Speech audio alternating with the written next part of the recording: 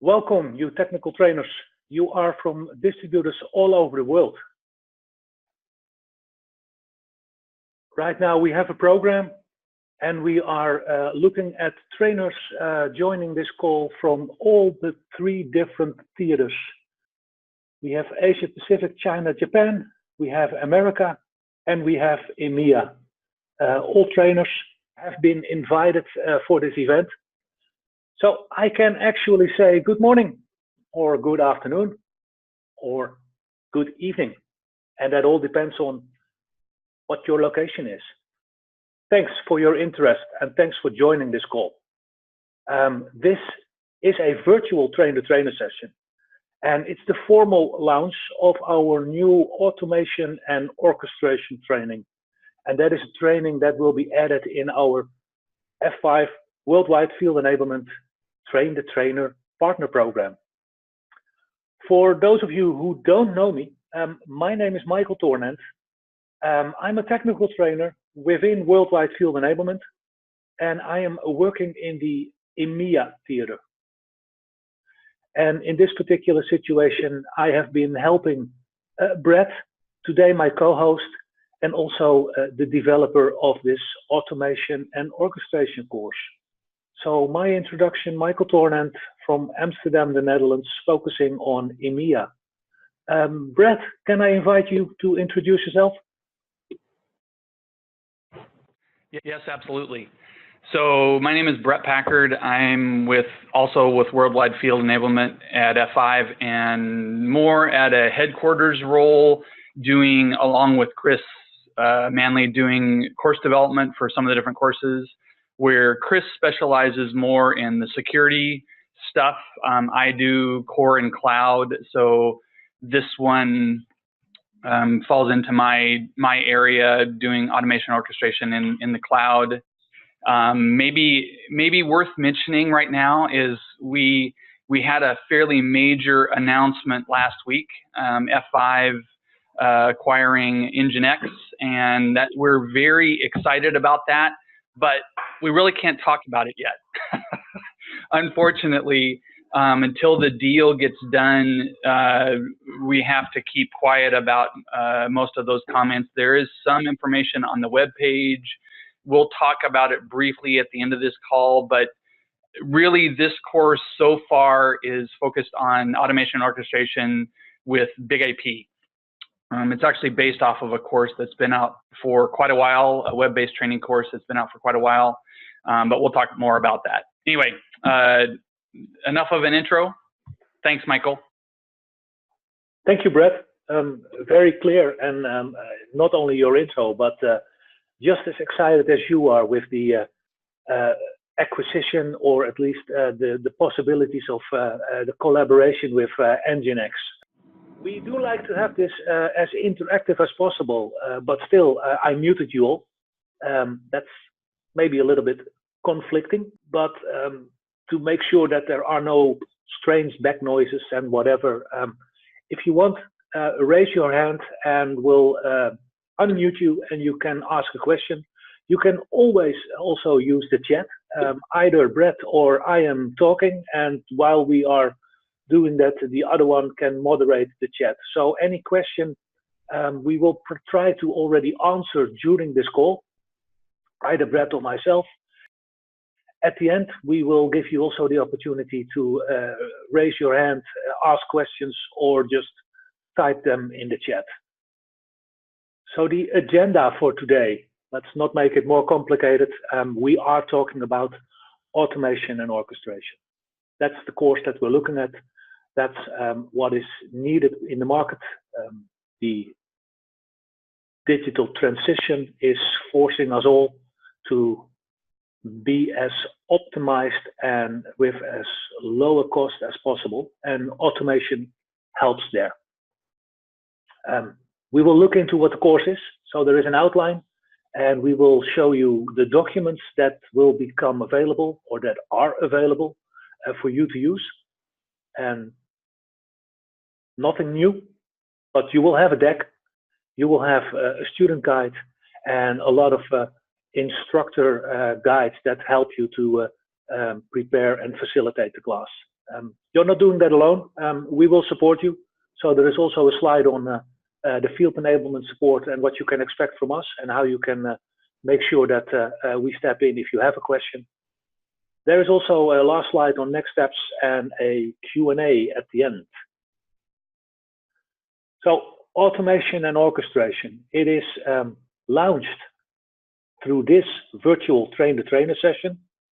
We do not expect you to redeliver tomorrow. Take your time, prepare yourself, and hopefully we will see the first couple of redeliveries somewhere beginning of May, and if you're really quick, end of April.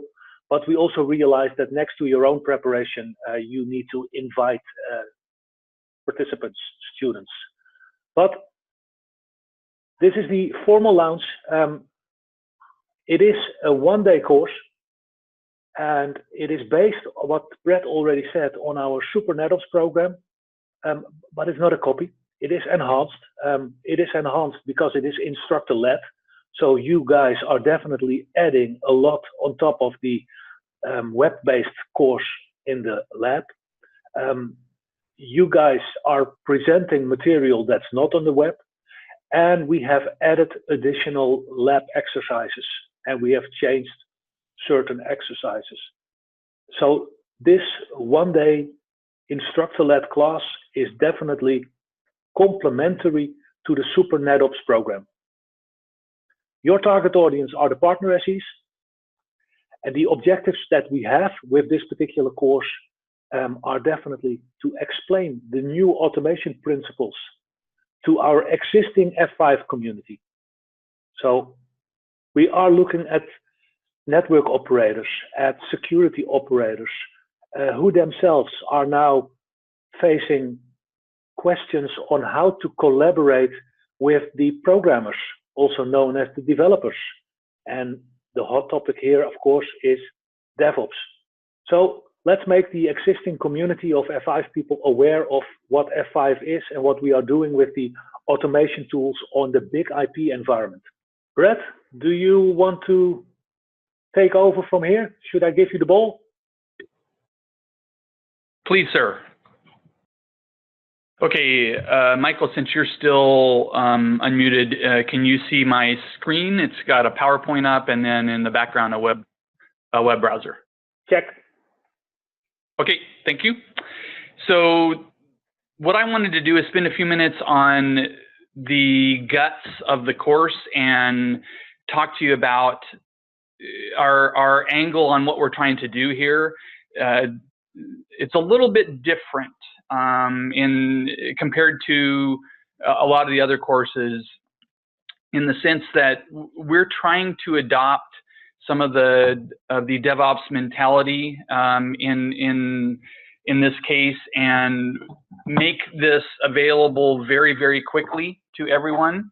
So we'll maybe see releases on this faster, come out a little bit faster, and changes come out a little bit faster, but we wanted to get something out to you now. So right now, where we're at on this course is we have 3 modules. We think it'll take about a day to deliver the 3 modules. And the first module is more relative to kind of an imperative discussion.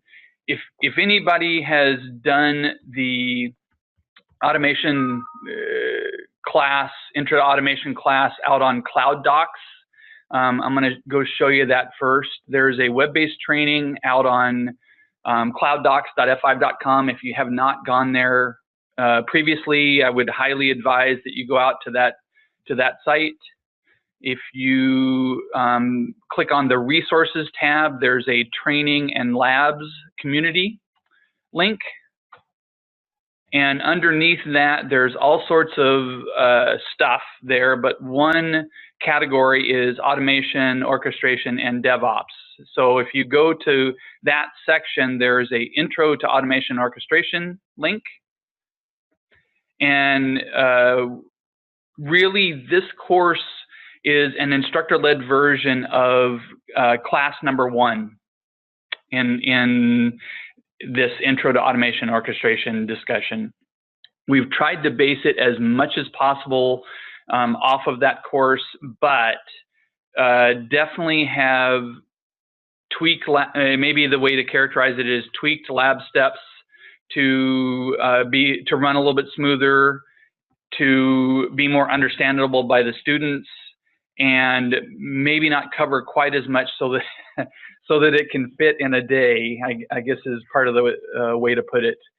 We also have PowerPoints that hopefully will work well for you guys to deliver the lecture portions, but most of the focus of this course is going to be on labs, as always, right? I mean, we want about 50% or more of their time spent in labs. So based off of class 1, the major difference, I guess I would say, is that we have added, if you go back to the PowerPoint, we've added a lesson 3 on Big IP Cloud Edition. And that is not part of that class 1 course in the cloud.docs.f5.com section. So that lesson 3 is a variation, and if you have done the class 1, that's definitely a section that you'll need to kind of get in and experiment with before you deliver, so you know how both the lab flows and the PowerPoints go. But at a high level, we have three lessons. The first one, much more focused on automation from the imperative standpoint, where you know Big IP, you know how Big IP works, you know how to configure things such as virtuals and pools and profiles and stuff like that. Then lesson 2 kind of shifts into the orchestration or declarative model, and in that module we'll talk, or that lesson we'll talk more about how is declarative different. We don't want them to have to know as much as they do in the imperative model, and also specifically we'll spend time on AS3 and a little bit of time on Ansible. You do not need to be an Ansible expert to teach that section. Just do the labs and have some familiarity with Ansible at a high level. The labs will do most of the work for you. You don't need to be able to answer tons of questions on Ansible. We picked Ansible over other potential tools just because it's an example. There's not a F5 statement that we're choosing Ansible as a preference. It's just a way of us introducing you to a tool in the tool chain that allows you to automate and orchestrate. And so not a marketing statement. By choosing Ansible, not a marketing statement that's our preference, just one example of a tool. Okay. That being said, maybe the other thing to mention, hold on just a second here. The other thing to mention is that we do want to give you an idea about the lab environment. And so we have a lab environment set up. Let me get rid of something here. In the lab environment, the majority of this was put together, well, I won't say them, half of this was put together by the team that did the lab environment for that class 1, automation and orchestration, intro to automation and orchestration. So if I'm to highlight certain sections here, the Big IP-A, the Linux jump host, the Linux server, and the Ansible tower are items in, or lab items in the class 1 automation and orchestration course, the web-based training. We have added the 2 Big IQs and Big IP-B to work for the Big IP Cloud Edition section, so that module 3. There is no tie whatsoever from lessons 1 and 2 to lesson 3. You could teach just, it's all kind of unhooked. You could teach just the lesson 3 if you needed to, and focus on Cloud Edition. So as we've done with our other courses, we're trying to make this modular and let you break it up if you need to into pieces. So anyway, the lab environment is there. Michael, maybe just a quick comment from you. I'm not sure that I haven't worked as much with how we set this up for partners in the long run, so I'm not sure we're quite ready for them to do this, right? We have the blueprint available, but they have to have a course set up first, correct? Yeah, there are two ways, and the two ways are first, just as you are describing, for all the trainers themselves to prepare themselves, publish the blueprint, give it your own unique name, and start working with it according to the student guide that's there. So then you are the trainer and the student guide and the student at once. If you are preparing a class, then we have the training platform option all the way above, and the course has already been created.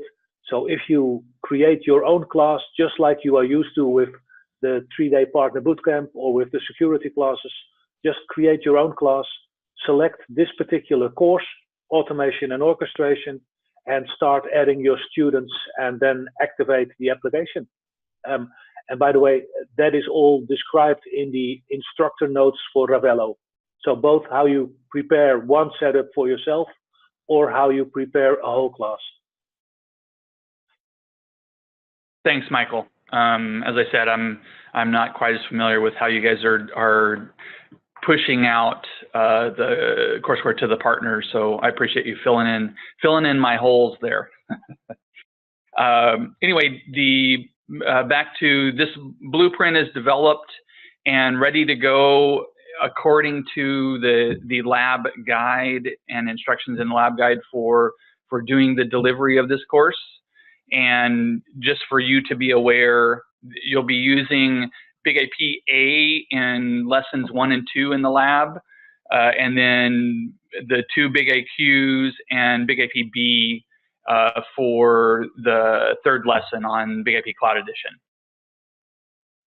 This Ansible tower is set up for lesson 2, and then you'll see this Linux jump host here has Postman installed on the client, and use that a fair amount to do some of the automation scripts in both lesson 1 and lesson 2. Michael, is there anything else I need to mention?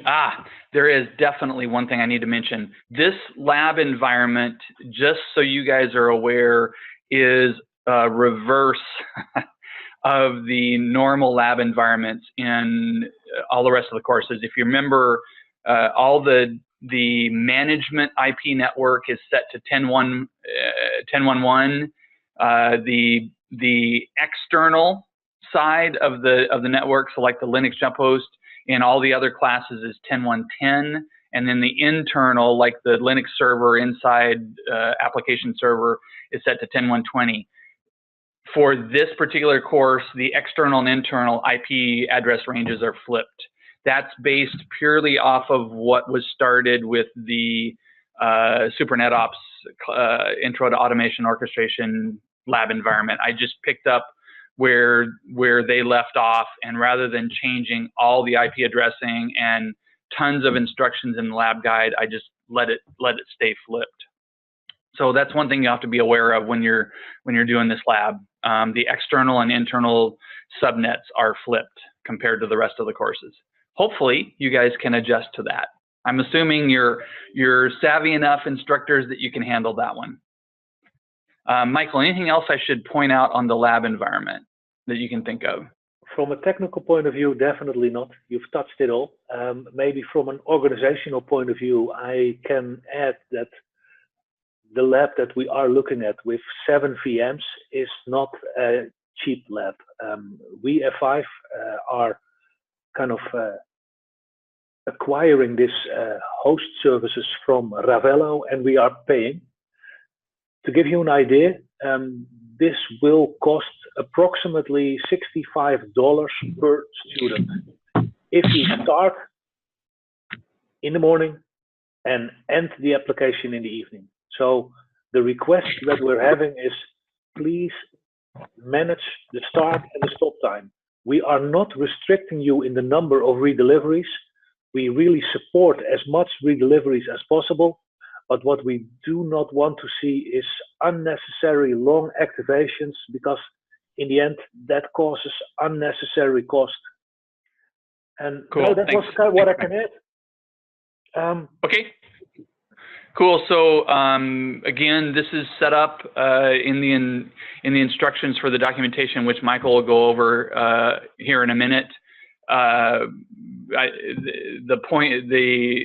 blueprint is named for you, and like I said, already set up to work with the lab guide for those 3 lessons. Why don't we go back to the PowerPoint for just a minute and just kind of talk high level through that. As we said, 3 lessons.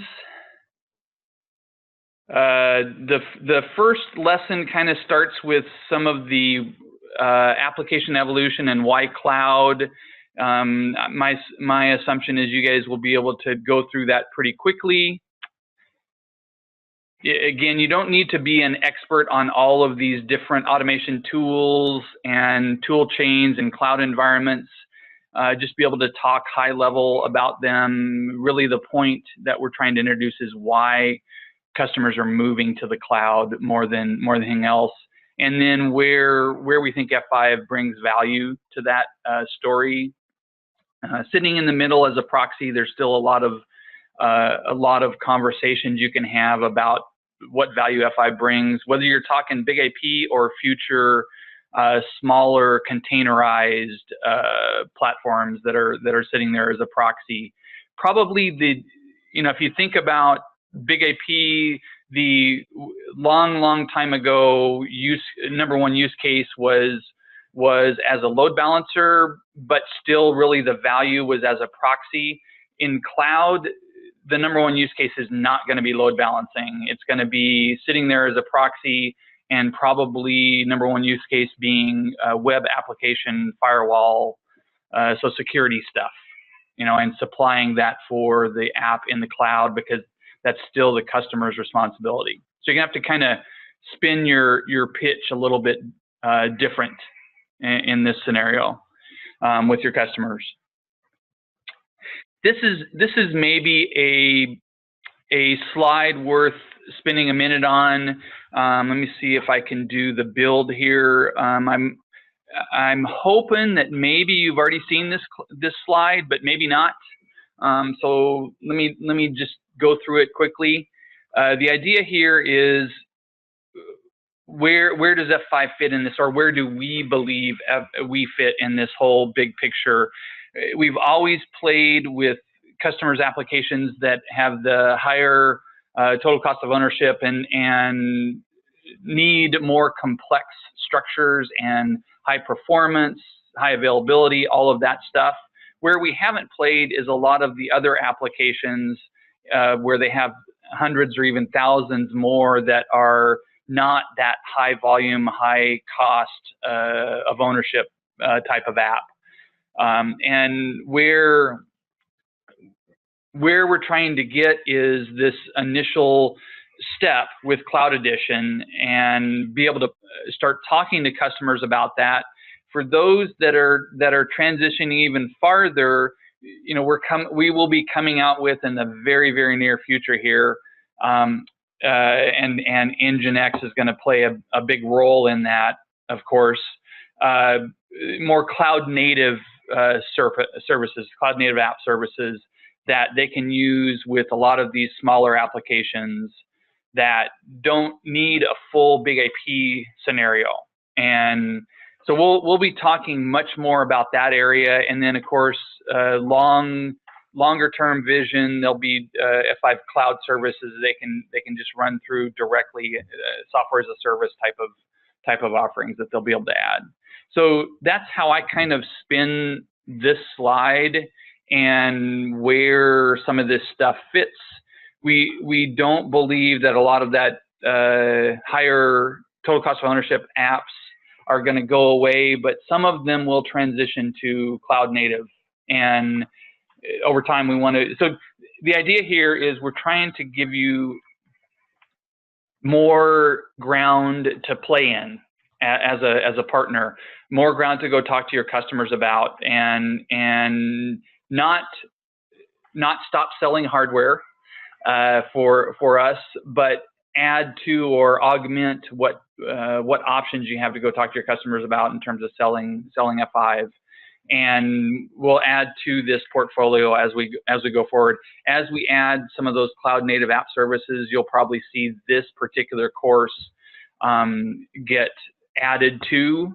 Right now, it's really those first two options there, where we're trying to talk about how you would automate and orchestrate big IP specifically in the cloud.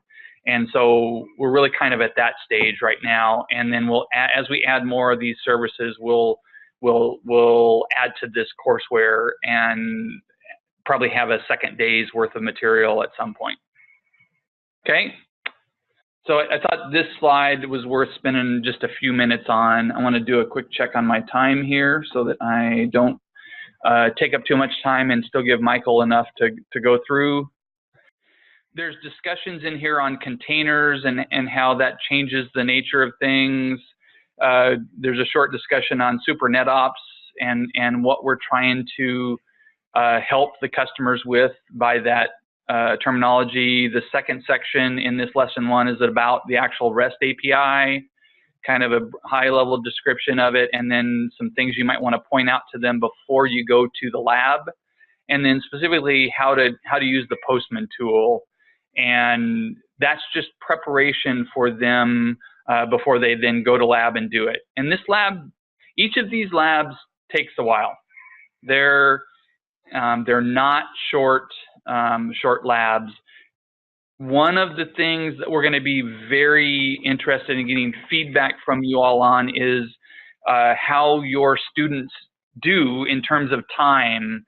The first time you do it, it might be good to set this 60 minutes a little bit higher.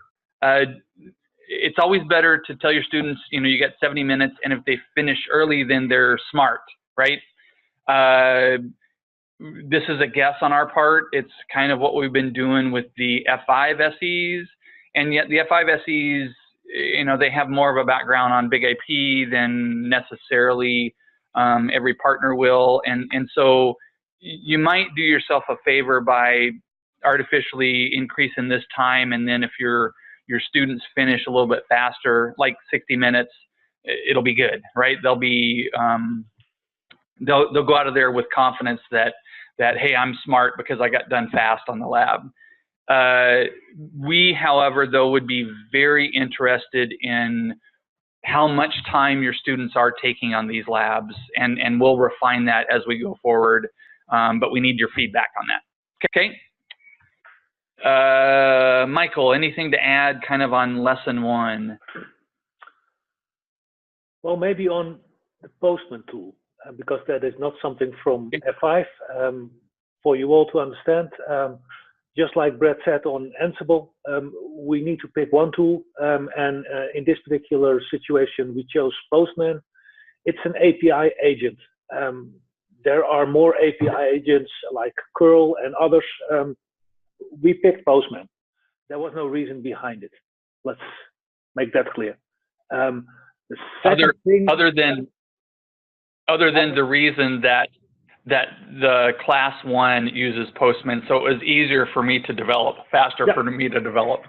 Definitely a very important reason. And what Brett said earlier is the modularity of the labs, fully applicable, with the knowledge that if you want to run lab exercise 2, you need to repeat a couple of steps within lab exercise 1. I'm now already being a little bit cryptical, but you need to specify the token timer and the token. If you do that, you don't have to run the whole lab exercise 1. It's a 2-minute job, and then you can start with lab exercise 2. If you guys need more information on that, let us know, and we will give you a side letter on how that exactly works. It is already in the lab guide, and I think it is described correctly in the lab guide, but also very interesting to see if that works for you. Back to you, Brett. Okay, thanks, Michael.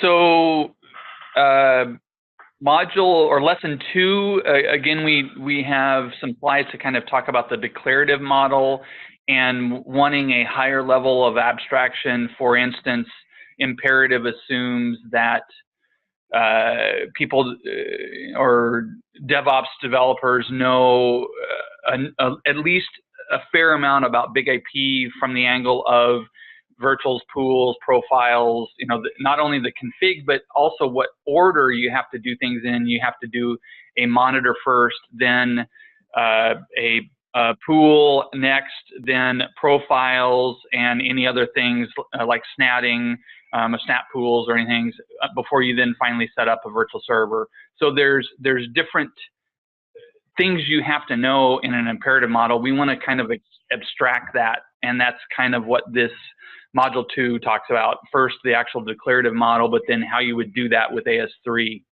as an example. So there's this, this slide would be worth going through. I think a version of this slide is in that, but by the way, there with that class 1, there is some content out there that is recorded by a guy named Hitesh Patel. My material here, my slides here, there's some overlap, but there's a fair amount of differentiation with what he talks through. He gets a lot deeper into the DevOps structure and talks more about that than I do. I think it's worth it. The class 1, 2, and 3 would be very worthwhile for you to go do as an instructor just to build your own background knowledge. But really, this course is an instructor-led version of only parts, maybe most of class 1. But I think listening to Hitesh's discussion on that clouddocs.f5.com would be worth building your own understanding of this area. So this slide, let me do the builds here again. What we're trying to convey to the students in the class would be that there's different ways, and we're using a house, building a house as an example, different ways to build a house, right? You could start with all the building blocks and just have the raw materials. That's pretty hard to do, right? So maybe not what we're trying to do in this case.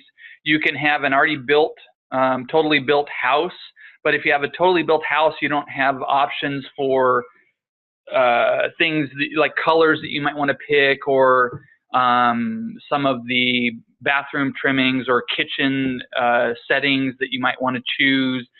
We're trying to go somewhere in the middle of those two and give you a framework for doing automation and orchestration and giving you enough information to get started, but not have to start with the raw materials, and yet enough flexibility to where you can change things for your applications in a way that makes sense for your customer. So that's kind of how I spin this slide. There's another slide here that a couple different slides that Hitesh has used before for the declarative model, in the sense of, not that you necessarily want to think about fast food restaurants. We don't always want, let me do this one just because it's kind of humorous. You know, in a declarative model, you go to a fast food restaurant, you pull up, you have a menu that you can choose from, and then magic happens. In many cases, we don't want to know what that magic is at a fast food restaurant. Could be dangerous. But you show up at the pull-up window and pick up your food, right? There's a lot of stuff that goes on in between your order and then assembling your sandwich or your hamburger or whatever you're ordering that the user's not aware of. And like I said, in fast food restaurants, you may not want to be aware of, but that's the same idea with declarative. And this slide is just an analogy to be able to talk about that. So anyway, that's kind of the declarative discussion. Then there's some higher level slides on using automated frameworks, specifically AS3 And really the only two slides I wanted to mention in terms of AS3 are these two, where without AS3, you as the admin or the DevOps person would have to do a bunch of imperative commands to be able to talk to a big IP and set things up. With AS3 in the middle, you can do one declarative statement, not have to know the order of things. Here's what I want. Now, AS3 goes and assembles that all into these mini imperative commands and issues it off to the big IP. So it kind of abstracts that complexity for you. And those are the slides that I think probably are the most important to give the students an understanding of in terms of this section. Yeah, fully more agree. Stuff on Michael, please chime in if there's stuff that I'm skipping that you want to talk about. In lab, we actually have them install AS3 because we think it's worthwhile them doing if they've never done it. A few slides on Ansible here, but not many.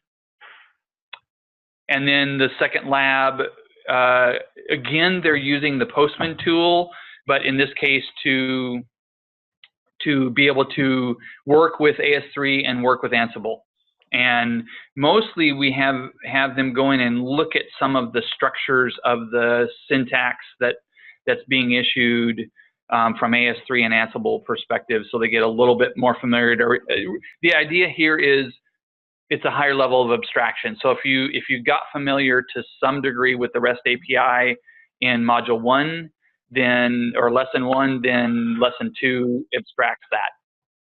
And the point is not to memorize or have every detail about how you would do it in either AS3 or Ansible. It's getting the idea of a declarative model.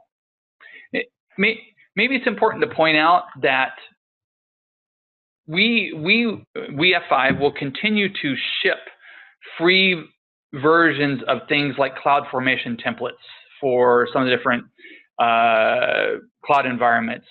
With respect to Ansible, we'll continue to ship playbooks. I think this slide says there's 148 different modules now that we ship with the latest version of Ansible. We'll continue to add to those. Those are all free to customers. It's not something that we're charging for. The charge, of course, is the big IP on the back end to be able to do this stuff. But giving them this code for them to go off and do their own Ansible scripting and calls is in our best interest. So we'll continue to support that in whatever way we can from the F5 perspective. Maybe to add on that particular topic, AS3, some people might have noticed that there are a couple of slides hidden already on the left. That is because in pilot deliveries, we found out that the flow is better if you do not show those slides. But maybe if you want to know more yourself on AS3, or if you have a very technical class, you want to unhide those hidden slides and share them with your audience. So there is more AS3 information in the deck. Quite some slides are currently hidden. We didn't want to delete them. Thanks, Michael. Good point. I had not covered that. So Lesson 3 then, Cloud Edition, and kind of trying to finish up here. The main points to talk about here are really that Cloud Edition, kind of have this same slide as a reminder because we're a couple modules or a couple lessons later, a couple hours later. The main points are to get across are that Cloud Edition is it's not an individual product. It's a solution. And what that means is it's a combination of both Big IQ and Big IP, and specifically with Big IP, it's what's called per app VE, and kind of scaled down version of Big IP. It's not a full-blown Big IP, and the reason for that is a cost perspective. So there's slides in here to talk about what the heck per app VE means, and yet still for you guys to understand it's the exact same code. You don't have to go grab a different download of BigAP to be able to do Cloud Edition. It's the same code. You just need to be, sorry, I skipped through this pretty quick. You need to be at least a minimum version for BigAP of 13.105. We'll talk about why that is here in just a second. And a minimum version of BigAQ as 6.0 in order to do Cloud Edition. So I'm going to skip through some of this stuff. I think you guys, correct. While you go through, and theoretically that's completely correct, so we're not going to modify it, but if you run into any customers, I definitely recommend them to use BigIQ 6.1 instead of 6.0. Yes, yes. A lot of enhancements and/or fixes have come out with the later versions of both BigIQ and BigAP. I think for our lab, we're at 6.01. We're not at 6.10, we're at 6.01. So there's even a few more enhancements in BigIQ that we'll be adding at some point in the future, just haven't had enough time to test yet. And then for BigAP B, I think I installed that as 13.11. We haven't gone to 14 yet because there's some other implications with going to 14 that I wasn't quite prepared to expose you guys to in this class. We'll get there, but for the time being, we're still at 13.11. One of the things that they do in lab is these application service catalogs or templates. They're definitely going to focus on that in lab. When they do the lab, you can actually see the REST API calls that are made based off of how you configure the template. And that's one of the steps in the lab. Also, we talk about service scaling groups, but we don't do a lab on them. I can talk to you offline about why we decided to do it that way, mostly a time perspective, but also in the lab, if they were doing a lab on spinning up service scaling groups, most of the time they would spend in that lab is just sitting there watching it spin up. There's not a whole lot of value. I think in the future it might be worthwhile having us be able to give you guys a video, like a demo of that video that you could play, kind of a before and after discussion, but we haven't quite gotten around to doing that. I have that on my to-do list for future for the service scaling groups, but there is a discussion on what type of service scaling we mean, basically scale out, not up. And then finally, we kind of have a discussion here on why BigAP 13.105, and it really has to do with, I'm going to go ahead and play these slides here, and then I'm done, Michael, and you can take back over. How am I doing? Okay, good. 10 minutes. I got you 10 minutes. So the big reason that you have to be at 13.105 or later on BigAP is we changed the nature of how we're collecting data. With BigIQ version 5.2, the statistics architecture was that periodically the BigIQ DCDs would go out and pull or grab the data from BigIP. With BigIQ 6.0 and BigIP 13.105 or later, now what we're doing is we're periodically sending that, BigIP is pushing that data to these BigIQ DCDs, and so the nature of the stats collection is significantly different, and that's why you need to be at least at 13.105 or higher on BigIP, and of course BigIQ 6.0. Okay, Michael, I think that's the last thing I wanted to kind of talk to them about. I think the rest of it they can get it. I think what maybe my suggestion to you guys is, before you end up asking a lot of questions, you're welcome to ask questions today, but maybe the best way to approach this course is, before you end up asking a lot of questions, go out, look through the PowerPoint, try and learn the PowerPoint, go out and do the labs on your own, see what's covered in the labs, and then come back and ping us with questions that you have. I think many of the questions you might have will get filled in by doing the labs. They're pretty good labs, pretty self-explanatory, and I think you'll have a much better idea what level you need to be at for understanding of AS3, understanding of Ansible, as an example, understanding of Postman for your students, so that you can deliver it well as an instructor. Good, Michael? Anything else that I should talk about real briefly? I think you covered it all. Thank you very much.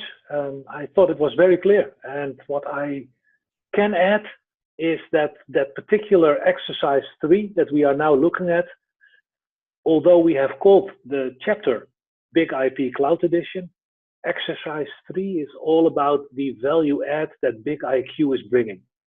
So 3 important topics: RBAC, role-based access control, and you will see the personas, and maybe you have heard about the personas from F5. You will see the personas play a role in this particular lab. So yes, we have Olivia, we have Chris, and we have David, and they are all doing the stuff that you can expect from their role, and they are together building this lab. Another strong point for Big IQ is the analytics that automatically will be shown. So RBAC, analytics, and of course the templating that makes it easier to, well, look at things from a declarative way. Those 3 topics are important. Let's see what happens if I share my screen. Okay, this was the courseware outline, 3 different chapters. Brett, thank you very much. A very thorough explanation of all of them. If we look at the document suite, so all the documents available for you to prepare and to run your class, you will see the PowerPoint that Brett just shared with you. Of course, there is a PDF with the student workbook. There is an agenda that you can share with the students if they want to know what's going to happen. And on the right, you already see the agenda. So it's a 1-day program. We will make sure that there is also a leaflet available that you can use in the invitation to your students. Of course, there are instructor notes for Ravello if you want to set up Ravello for your own practice, but also if you want to do Ravello and build the class. And to build the class, there is another document, and that document is a guidance to evaluate the labs. So once your students have done the lab, this gives you a couple of suggestions, ideas to emphasize before you continue with the next lecture. Here we are already, Ravello. Well, this is definitely what Brett showed you. There is a blueprint.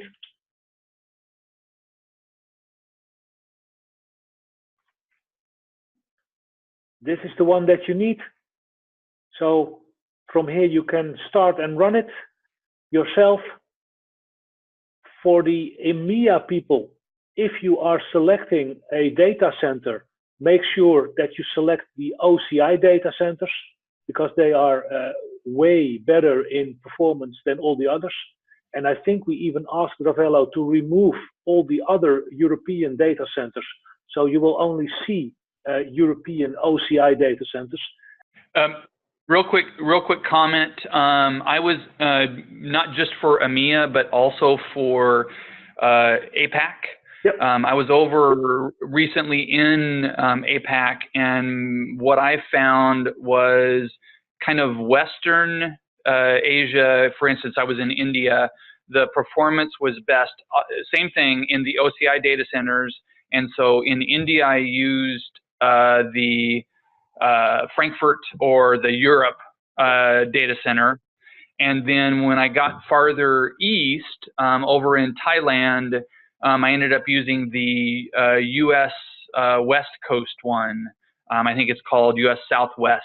But again, OCI tagged, and had pretty good performance from both of those. But it was different Asia is a big geography. It was different between the two east-west sides. Correct. Yep. Yeah, thanks, Brett. So OCI, wherever you are, guarantees the best performance. If you are creating a class, you now see probably more than you normally see with your own account in Ravello, because I have slightly more rights. But you don't have to be in the courses selection. I see more and more trainers first going to the courses selection. You don't have to be there. We already set up the course. So if you go to classes and you create the class, you just go and find the Partner Bootcamp class, select, and from here on you can start building your class. So if you go for performance and you select your region, you will see all the OCI data centers. And well, my recommendation, if you are in Brazil or in Singapore, you can go for Singapore. But even then, like Brett just said, so select an OCI. I'm not going to create a class. This is very well described, and it is not different than what you have already been doing for the 3-day partner bootcamp, for the advanced security courses like the security solutions or the advanced web application firewall class. So this is exactly the same. Okay, let's have a look at what we are doing to help you. And it's in our interest to help you. So believe me, we will do a lot to help you. The downloads.f5.com. Probably you have already seen it because that's where all your courseware is. Let's quickly go to that particular environment. I think I have it open here. Yeah, so downloadsf5.com. If you find your download and then scroll all the way down until you see VLab. By the way, VLab still works for the individual that wants to install it. However, our courses are completely oriented on Ravello. So you need to accept the software license. And once you've done that, you are in a folder, in a directory where you will see all our courseware. So you still see the advanced security course. That is the old 2-day course. Might be a little bit obsolete. We'll check with Chris how long we are going to keep it. This one is definitely one that you can use. ASM and Advanced Web Application Firewalling. Pretty new and used a lot by all of you. I think half of our courses are now either security related and the other half is the Partner Bootcamp that you see here. So this is the 3-day Partner Bootcamp, and we have ASM AWAF and we have security solutions. But for this particular call, we are looking at automation and orchestration. So if you download automation and orchestration from this particular website, it will look like this. You need to unzip. You know the password, it's in your email, something with F5. And once you have unzipped them, this is what you will see. This is the PowerPoint deck. This is the agenda. This is the workbook. Very nicely done. And just try it out.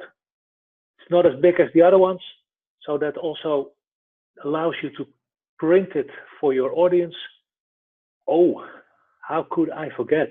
Our YouTube channel, definitely something worthwhile pointing out, because we already have a lot of clips on our YouTube channel. So this is something that Chris Manley is maintaining, and he's doing that very, very well. And we have also got recordings from Brett in Seattle presenting the automation and orchestration course. So I saw notes on a question on speaker notes in the chat. A lot of the slides have speaker notes. Not all of them have, but what we did do, like in all the other courses, we put on videos. And let's have a look. Let's start this one. I know you hate this. Brett?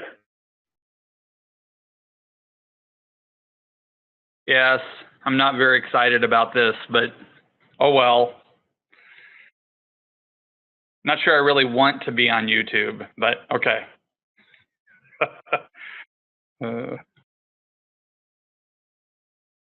So those videos haven't been uploaded to the YouTube channel yet, but it is something that we will do as soon as possible, and we will tell you as soon as they are there. So if you are preparing yourself, and if you want to look at the decks, and if you want to find out how one of the developers presented this to his audience, you will have recordings of all the 3 chapters. We don't say that you need to do it exactly as Brett is doing, but it is very helpful, and it will enable you to build your own story. If you are preparing yourself in that particular period, we will answer, collect your questions, and if all the questions are collected, we will release a frequently asked questions document for all of you. And if you need us, we will organize a follow-up virtual train the trainer. So depending on the number of questions and the things that we all run into, I do expect an update of the release, because if everybody starts testing the material, I am pretty sure that there are still 1 or 2 typos, and the next release will then be as good as can be with all your feedback incorporated. The last topic, we are definitely able and available to help you to prepare yourself with redeliveries, either remote support and maybe even by doing co-teaches, but make sure to discuss it with us first. This is something that Brett already shown, clouddocsf5.com, a new repository of everything from F5 related to the cloud, related to automation and orchestration, and you might also be able to say related to DevOps. Our next steps, and the next steps that we hope that you are going to make, is plan in your agenda, block time to have a look at the PowerPoint presentation, to view at the MP4 videos, Brett presenting the same material. Prepare yourself, look at the lab guide, start up Ravello, do the labs, and whatever you have on questions, collect them and mail those questions to Brett and myself.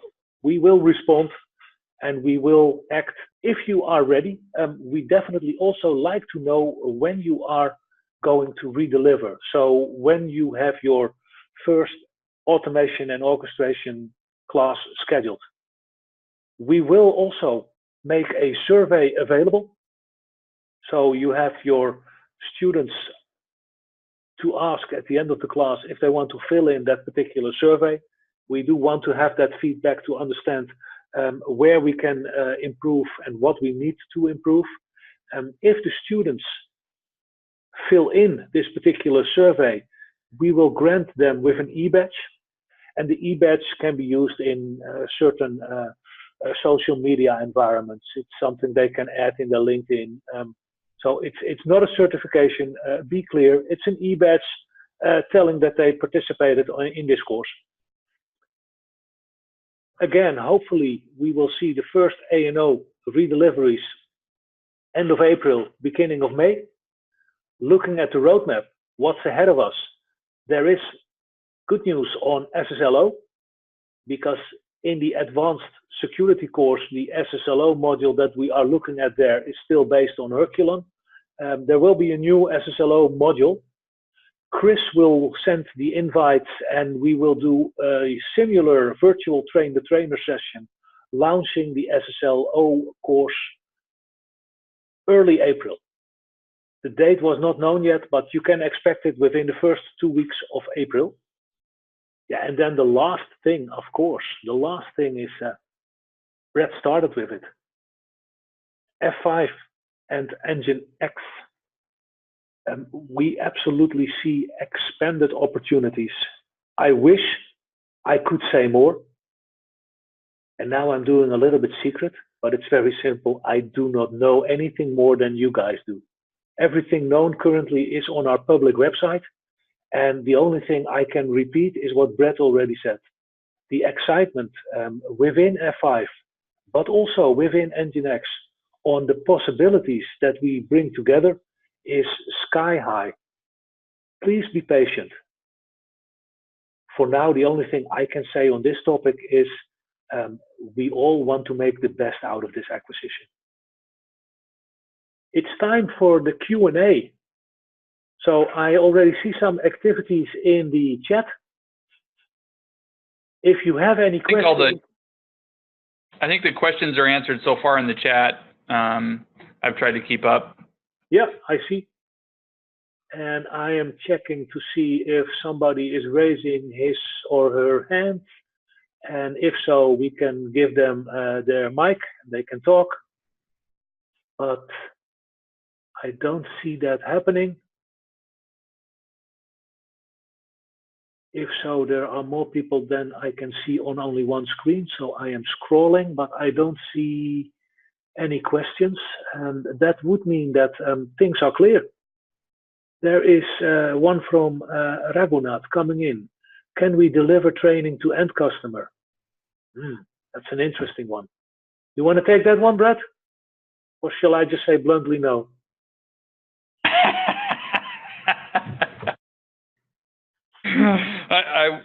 My answer was going to be fairly similar. Yeah, this is for distributor trainers to deliver to other partners that you service. That's what we're aiming at. The reason, maybe it's worth saying just briefly, the reason that we came out with an instructor-led course versus just letting everybody do the web-based training on Cloud Docs is we thought there might be some interest in, I want to attend an instructor-led course. So that's why we're coming out with this. Correct. And I can also expect another question on the PowerPoint deck, whether that can be shared with the partner SEs. Preferably not, but if you feel you have to, only share it as a PDF. So never share the PowerPoint. Make sure that you keep the PowerPoint. The reason why we want these things not to distribute is very simple. As soon as you distribute it, you lose track of old versions.